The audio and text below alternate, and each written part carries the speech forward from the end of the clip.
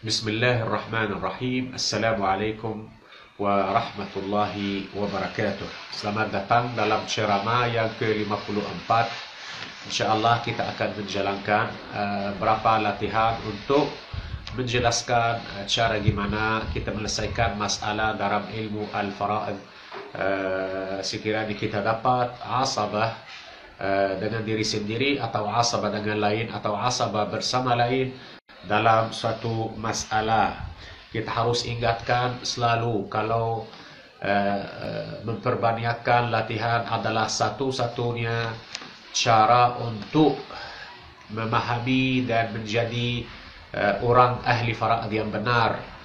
Karena fara'id ini maksudnya bukan saja kita harus tahu hukum fikih dan saham-saham tiap pewaris menurut Al-Quran dan Hadis, dan juga wajib kita pandai dalam ilmu nasab. Ilmu nasab itu kita tahu dan pandai kita cari hubungan antara yang hidup dengan si mayit. Dan ketiga, itu yang perlu kali adalah kita harus pandai dalam ilmu hisab, karena kerja utama ahli fara'id ini adalah untuk menyampaikan hak-hak yang tepat dan benar dan adil kepada tiap pewaris. Dan sekiranya ahli fara'id ini tidak pandai dalam ilmu hisab, maka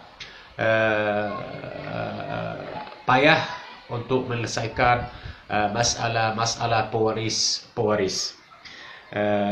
Di sini dalam contoh pertama, al-mithalul awal, sekiranya si mayit meninggalkan hanya satu anak lelaki.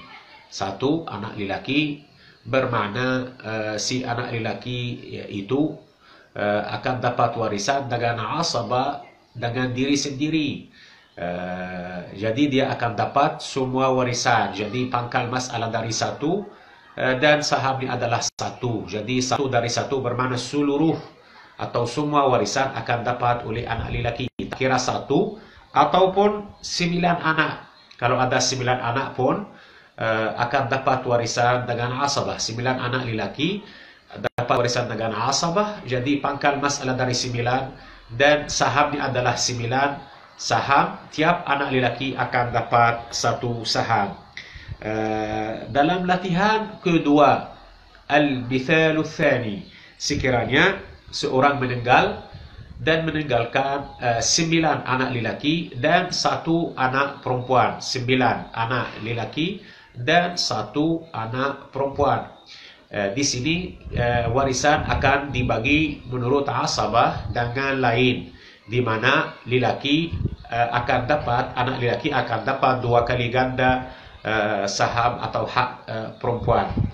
Karena itu 9 lelaki ini dikali 2 jadi 18, ditambah 1 anak perempuan, jadi pangkal masalah dari 19. 18 saham untuk 9 lelaki, tiap lelaki dapat 2 saham dan 1 saham untuk anak perempuan.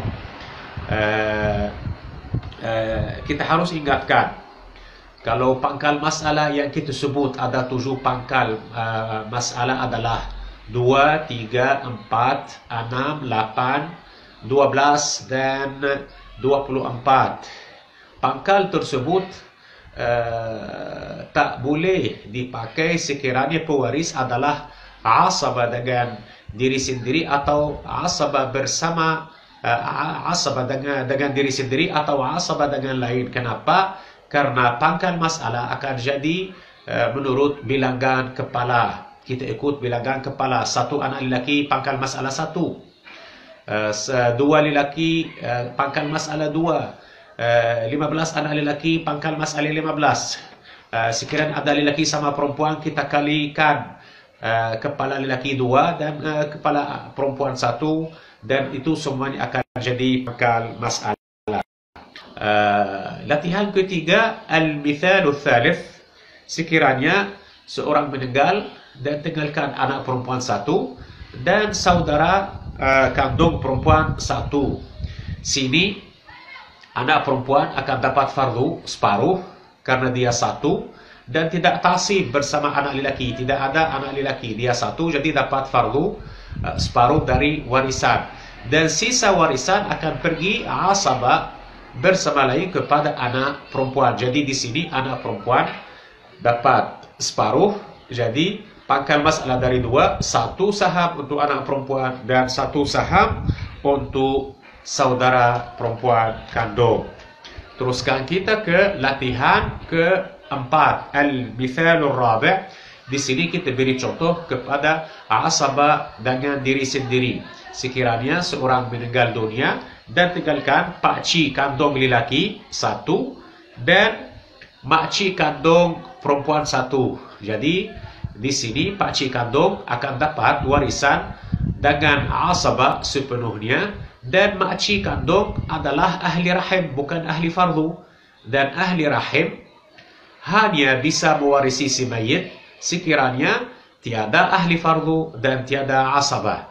Di sini ada asabah, itu pakcik kandung. Jadi warisan semuanya akan pergi kepada pakcik kandung. Jadi pangkal masalah dari satu itu satu saham untuk pakcik kandung, dan makcik kandung tak dapat apa-apa karena dia ahli rahim.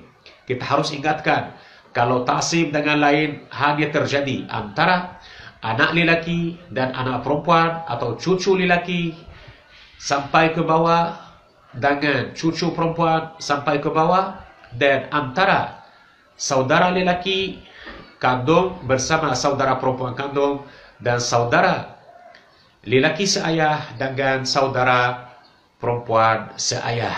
Ingat, asabah dengan lain hanya akan terjadi antara anak lelaki bersama anak perempuan, tak kira, dan juga antara cucu lelaki bersama cucu perempuan sampai ke bawah, antara saudara lelaki seayah bersama saudara perempuan seayah, dan antara saudara lelaki kandung bersama saudara perempuan kandung. Tidak ada asabah dengan lain antara pakcik dan makcik, karena makcik itu adalah ahli rahim.